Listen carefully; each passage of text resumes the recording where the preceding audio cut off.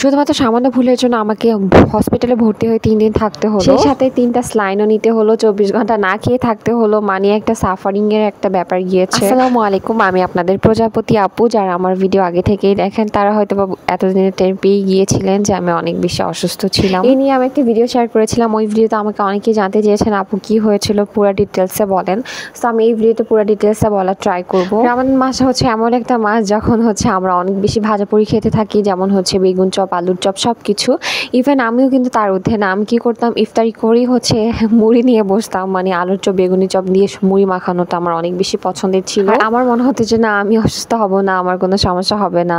But সারাদিন রোজা রাখার পর এইসব আনহেলদি খাবার না খাওয়াই ভালো, এগুলোকে স্কিপ করাই উচিত। আমি আসলে অনেক স্পাইসি অ্যান্ড হচ্ছে ঝাল খাবার খেতে অনেক বেশি পছন্দ করি।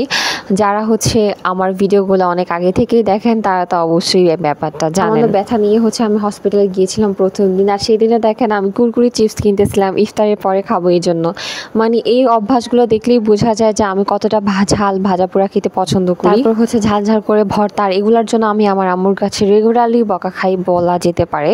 কারণ আমার আম্মু সবসময় বলতে থাকে এত খেলে অসুস্থ হয়ে যাবে, এরকম ঝাল খেতে হয় না। তখনও ব্যথাটা মোটামুটি ছিল। আর এই দিনে হচ্ছে আমি রেডি হয়ে আবার হসপিটালে যাচ্ছিলাম, কারণ আমার ব্যথাটা একদমই যাচ্ছিল না। আমি চাচ্ছিলাম যে ওষুধ খাওয়ার পর ব্যথাটা একদমই চলে যায়, কিন্তু ব্যথাটা যেহেতু দিন দিন বাড়ছিল এই জন্য হচ্ছে আমি প্রায় 2 দিন পর পর হচ্ছে হসপিটালে যাওয়ার মেডিসিন চেঞ্জ করে আসি। হচ্ছে ডক্টর অনেকগুলো টেস্ট করতে দিয়েছিল, সবগুলো টেস্টই করেছি। সো সব টেস্ট রিপোর্টই মোটামুটি ভালো ছিল, বাট একটাই হচ্ছে আসছিল যে আমার পেটে একটু গ্যাস হয়েছে।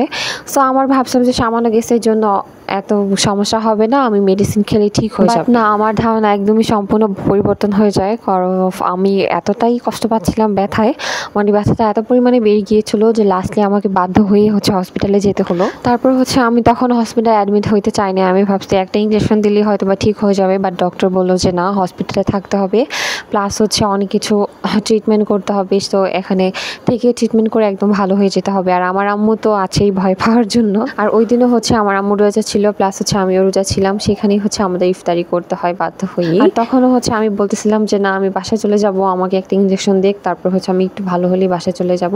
এরপর হচ্ছে শরীরটা অনেক বেশি খারাপ হয়ে যায়, হাতে ক্যানোলা করা হয়। আর তখনও হচ্ছে আরেকটা খারাপ কাণ্ড শুরু হয়। মানে অনেক বেশি সাফার করতেছিলাম, সব কিছু মিলায় আমার একদম হতাশারময় একটা পরিবেশ সৃষ্টি হয়ে গিয়েছিল। আমার হাতে যে প্রথম ক্যানোলা ঢুকানো হয় ওইটা হচ্ছে ব্লাড ইস্যু, ওটা বন্ধ হয়ে যায়, মানে ক্যানোলাটা নষ্ট হয়ে যায়, যার জন্য হচ্ছে আবারও নতুন করে ক্যানোলা পড়তে হয় আমাকে। আমি ছোটবেলা থেকেই হচ্ছে ক্যানোলা, সুই এগুলো অনেক বেশি ভয় পাই। মানে এগুলা থেকে যতটা সম্ভব দূরে থাকার চেষ্টা করি।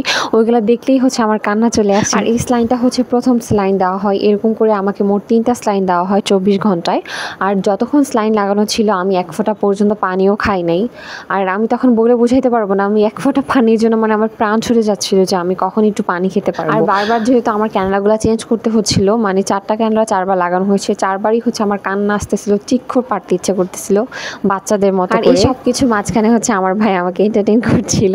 মানে ওর সাথে আমি যতই ঝগড়া মারামারি যাই কিছু করি না কেন, ও হচ্ছে আমাকে অনেক বেশি হাসানোর ট্রাই করছে, বা হচ্ছে আমাকে আমার জন্য খারাপ না লাগে ও আমাকে টাইম দিচ্ছে, আমার সাথে অনেক কথা বলছে। তখন হচ্ছে আমার হাতে স্লাইন লাগানো ছিল, আর যেহেতু স্লাইন লাগানো ছিল আমি কিছুই খেতে পারতেছিলাম না। তখন আমার ভাই আমাকে বলতেছিল দিদি তুমি কি খাবা, মানে ও অনেক তখন আমার সাথে দুষ্টুমি করতেছিল। আর যেহেতু বারবার ক্যানোলা লাগানো হচ্ছিল, মানে 2 হাতে 4বার ক্যানোলা লাগানো হয়, আর আমার দুটোটা হাত প্রচুর পরিমাণে ব্যথা হয়েছিল।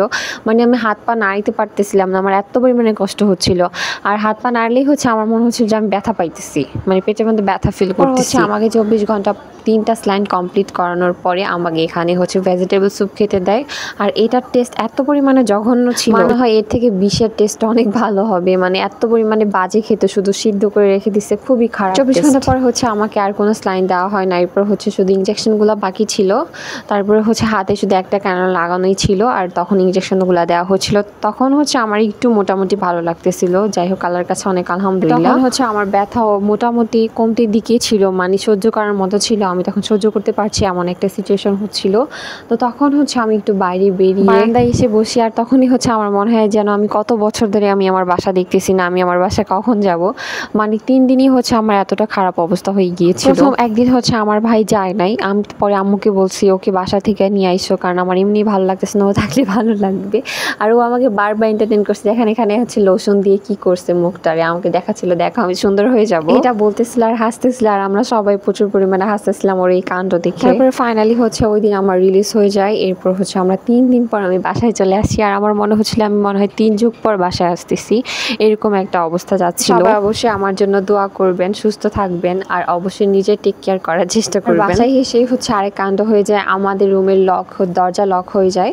মানে হচ্ছে আমাদের যে বেডরুম ছিল ওই রুমে হচ্ছে দরজাটা লক হয়ে যায়। তারপর হচ্ছে আমার আম্মু এত রাতে আর কোনো মিস্ত্রি ডাকতে পারেনি, যার জন্য নিজেই হচ্ছে দরজা ভাঙার কাজে লেগে বসছে। গেস করেন তো এই দরজাটা কিভাবে লক হয়েছে, কে লক করতে পারে? আপনার যার কথা ভাবছেন মনে মনে সে না, মানে আমার ছোট ভাই লক করে না, আসলে আমার দাদু রুম থেকে বেরোনোর পর আসলে চাবি ভেতরে রেখে চলে আসছে, যার জন্য দরজাটা লক হয়ে যায়। এসেই হচ্ছে আমি ব্যালকনিতে যাই আর গিয়ে দেখি আজ আমার পাখির অবস্থাগুলো কি।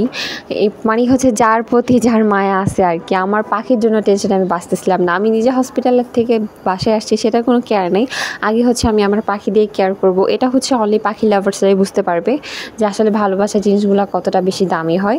এরপর হচ্ছে আমি আমার বারান্দার গাছগুলোতেও পানি দিয়ে নিয়েছিলাম, কারণ আমার মনে হচ্ছিল আমার সাথে সাথে ওরাও যেন অসুস্থ বা নিষ্প্রাণ হয়ে যাচ্ছে। আর আমার মনে হচ্ছিল যে আমি কতদিন পর হচ্ছে আমি আমার ব্যালকনিতে এসে দাঁড়াইতে পারছি, আমি এখানে বসতে পারবো।